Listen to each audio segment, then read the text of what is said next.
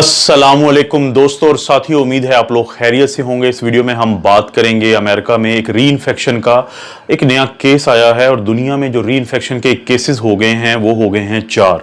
हमारे लिए ये बहुत इंटरेस्ट की बात है क्योंकि इस वक्त पाकिस्तान में रहते हुए हमारे लिए जो 3 इंपॉर्टेंट पहलू हैं कोरोना को लेके वो बहुत अहम हैं। सबसे पहला ये है कि जो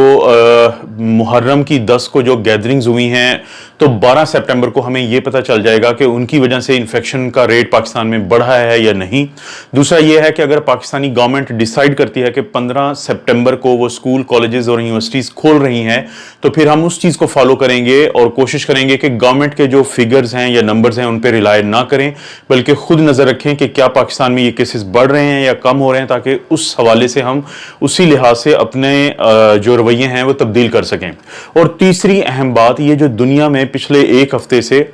कुछ बातें हो रही हैं, बल्कि कन्फर्म्ड 4 केसेस आ चुके हैं कि जो री इन्फेक्शन के हैं एक और वायरस की स्ट्रेन से, यानी डिफरेंट वायरल स्ट्रेन से। तो क्या ये हमारे लिए इसमें मुस्बत चीज़ें क्या हैं और मनफी चीज़ें क्या हैं जिनको सामने रखते हुए हमने अपने फ्यूचर की स्ट्रेटजी बनानी है कोरोना से बचने के लिए। क्योंकि आप दुनिया की मुख्तलिफ बातों को सुनने के बावजूद आपका ये टारगेट होना है कि आपने खुद को और अपनी फैमिली को जो ये वायरस है इससे हर सूरत महफूज रखना है। तो दोस्तों, अमेरिका की एक स्टेट है जिसका नाम है नवाडा। तो उसका एक शहर है जिसको आमतौर पे कहते हैं कि है तो ये गांव, लेकिन सबसे बड़ा गांव है वहां का।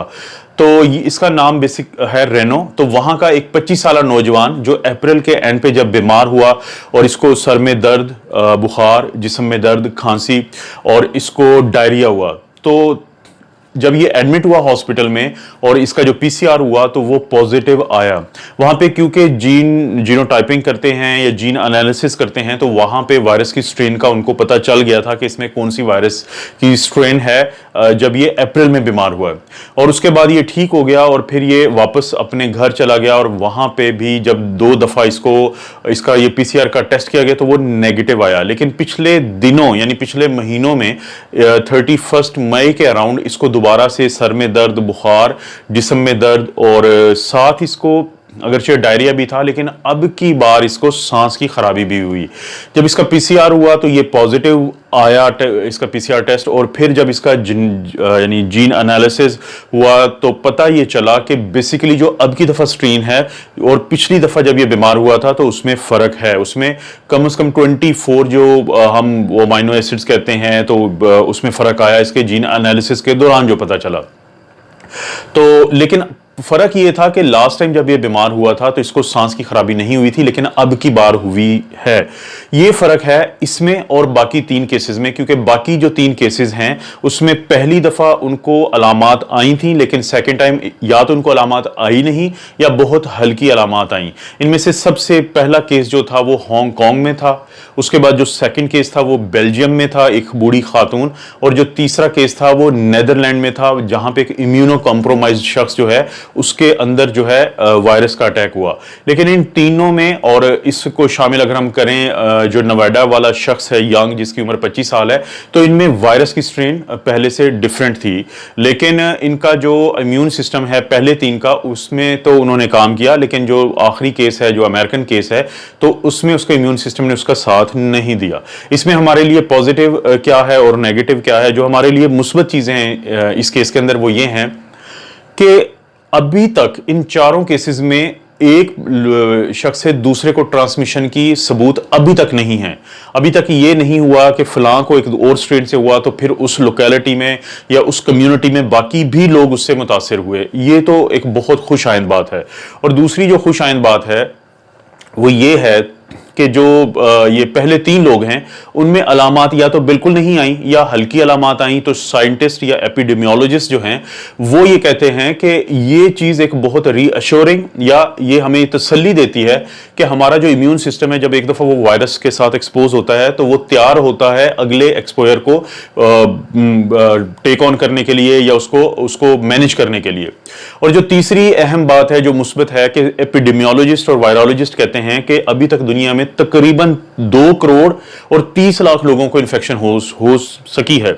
लेकिन उनमें से सिर्फ 4 केसेस वो हैं जो री इन्फेक्शन के कंफर्म्ड केसेस हैं। तो वो ये कहते हैं कि ये एक रूटीन में हो सकता है, क्योंकि जो आरएनए वायरसेस हैं जैसे कि कोरोना वायरस है, तो ये कंटिन्यूसली म्यूटेट करते हैं, ये कोई इसमें अनहोनी नहीं है, और इस तरह के केसेस का आना कोई बहुत ज्यादा तशवीश या परेशानी की बात नहीं हो सकता, लेकिन इस पे नजर रखना जरूरी है। और जहां तक वैक्सीन को लेकर सवाल पैदा होता है कि क्या फिर वैक्सीन काम करेंगी, तो अब जो एपिडेमियोलॉजिस्ट हैं उनका यह कहना है कि फर्ज करते हैं कि अगर री इन्फेक्शन के केसेस बढ़ते भी हैं तो ज्यादा से ज्यादा यह होगा कि ये जो कोरोना वायरस है, अपने जो पहले 2 मिसालें थी जैसे मर्स यानी मिडल ईस्ट रेस्पिरेटरी सिंड्रोम और सार्स यानी सीवियर एक्यूट रेस्पिरेटरी सिंड्रोम जो 2002 और 2013 में और 12 में आए थे,